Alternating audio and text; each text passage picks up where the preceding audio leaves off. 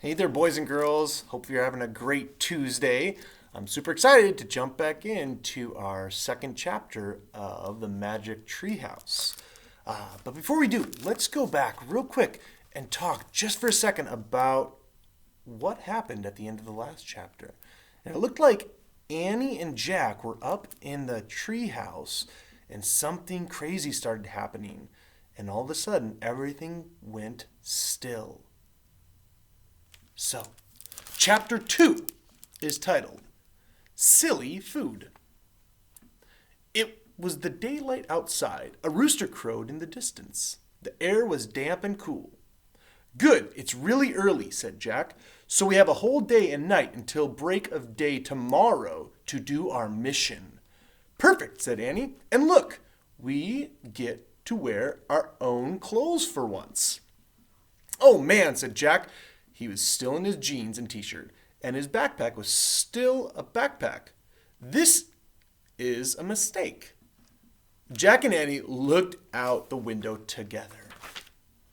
Mountains rose majestically over the town they had landed in. The treehouse was in the tallest tree in a grove at the edge of a quiet street. Along the streets were shops and other buildings, and a few cars. Cars, Jack said with a relief. No mistake, said Annie. Our clothes didn't change because we came to China in modern times. Jack reached into his pocket and pulled out some paper money. Cool, my clothes didn't change, but my money changed from dollars to Chinese money. Perfect, said Annie. She looked out the window again and read some signs from the buildings. Wolong Town Bank, Wolong Town School, Wolong Town Bicycle Shop. I think we landed in a town called Wolong. Wow, said Jack.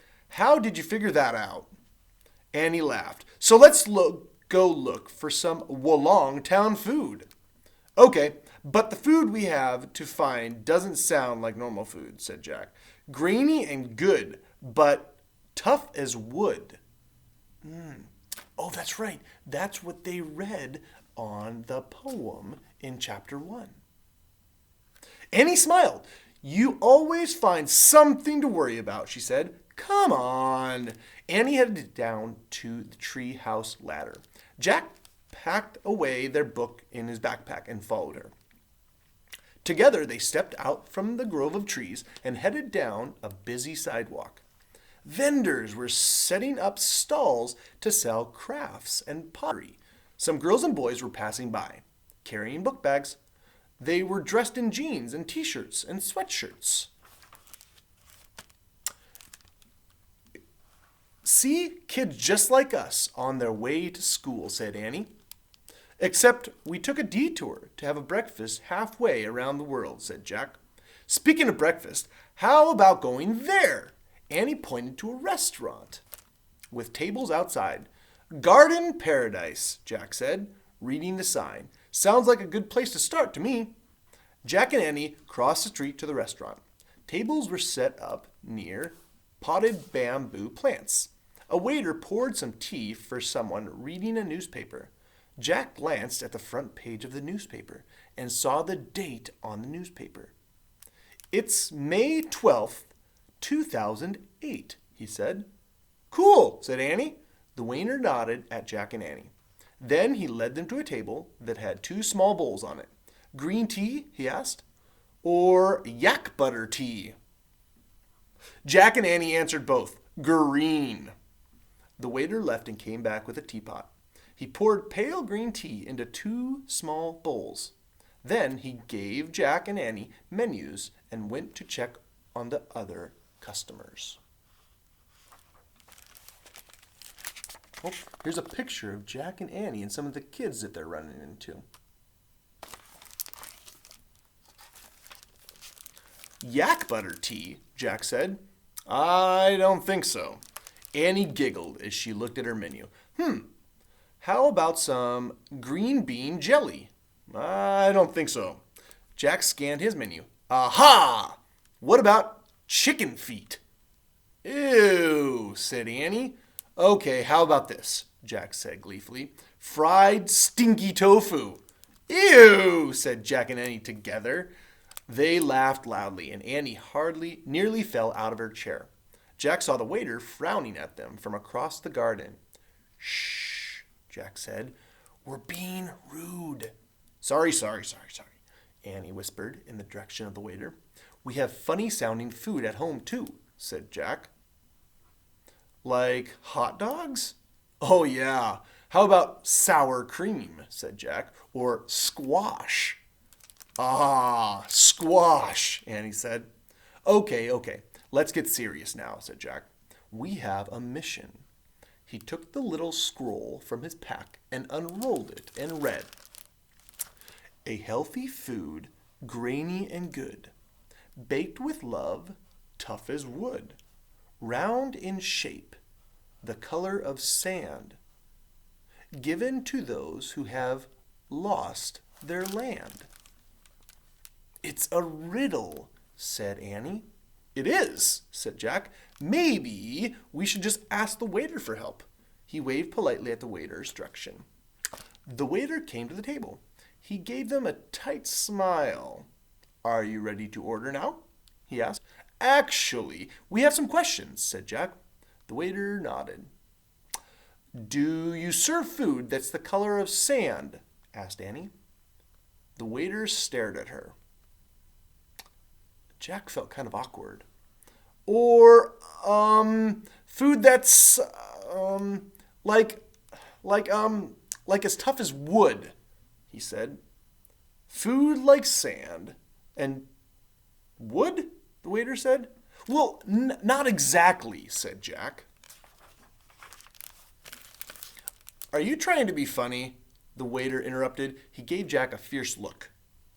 Sinking down into his chair, Jack shook his head. Well, the answer is no, said the waiter. We do not have such silly food like that. Oh, okay, said Jack. Is there anything else you would like? The waiter said. No thanks, said Jack. He could feel his face turning red. The waiter slapped their check on the table and walked away. Whoa, we should leave, said Jack, standing up. He looked at the check, then took a 20-yen note out of his pocket and left it on the table. Come on! He walked quickly away from the table to the exit. Annie hurried right behind him. Back to the sidewalk, Jack sighed. So, where do we go to look for weird food now? Maybe the guidebook can help us, Annie said. Maybe, said Jack. So he pulled out their book and looked up Wulong Town in the index. He turned the page and read aloud. Wulong means sleeping dragon. Wulong Town is inside the Wulong National Reserve, which is circled by a mountain range called the Sleeping Dragons. According to legend, a dragon fell in love with the beauty of the mountains and trees. He curled up around them to take a nap and never woke up. That's kind of cool, said Annie. Yeah, but it doesn't help us, said Jack. He read a little bit more. Wulong Reserve is home to rare Asian animals, such as giant pandas, golden snub-nosed monkeys, and white-lipped deer. And wait, go back, said Annie. Did you say giant pandas? Yes, said Jack. Oh my gosh, said Annie. She covered her heart with her hands. My life's dream has finally come true. What life's dream? Said Jack, looking at her. Pandas? Yes, I've always wanted to see real pandas up close. Haven't you? Said Annie. She took the guidebook and flipped through the pages until she found photos of pandas. And she read aloud. In 1980, the Conservation and Research Center for the Giant Panda was set up in the Wulong Reserve to be a safe haven for the animals. A panda center. We have to go there, said Annie. Now. Wait, said Jack. We have a mission. Why are you acting so crazy about pandas? I can't help it, said Annie. All of my life, I've wanted to meet real pandas. Remember my two stuffed animals, Roly and Poly? I loved them so much. You know that. Okay. But we have to stick to our mission, Jack said. We have lots of time to find the special food, said Annie. Wulong has many other restaurants. It can't be that hard to find a weird food. Hey, I have a good idea. She gave the guidebook back to Jack, then started off. Come on! Wait, stop! Where are you going? Jack said. We passed a bicycle shop earlier, Annie called over her shoulder. I'll bet they rent bikes. What? Are you crazy? Jack put their book away and walked after her. Where is this panda center? He called.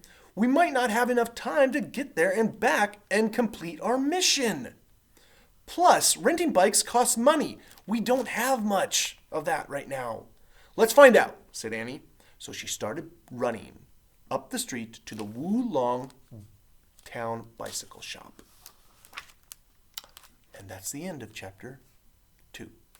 So, I want you to do something important, boys and girls.